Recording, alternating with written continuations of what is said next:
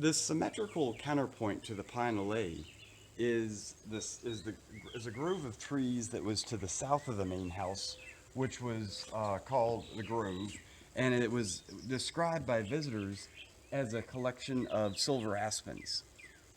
When we did the excavations at the pine alley, what we also wanted to do was to find the trees that were in this grove to understand what it consisted of. And what we found from the archaeology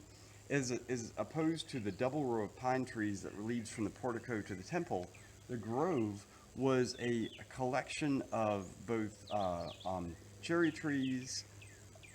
black locust, and also silver aspen that were planted as an eclectic symmetrical counterpoint to the pine alley leading to the temple. And this collection of trees to the south of the main house and the pine alley served as an important focus point allowed the house to become an important focus point for visitors who are coming up the carriage road, who are the elite visitors visiting the Madisons in the 18 teens and 1820s and 30s. In fact, visitors in the 1830s describe coming out of the trees that are on the tree line where the road emerges from the woods and seeing across a field a mile distant,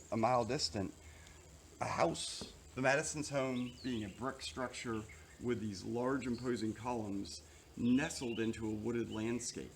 And it's this pine alley and the South Grove that frame the house and give it this appearance, this picturesque yet naturalistic appearance of being this house set into a wooded landscape. And this is the exact sort of framing that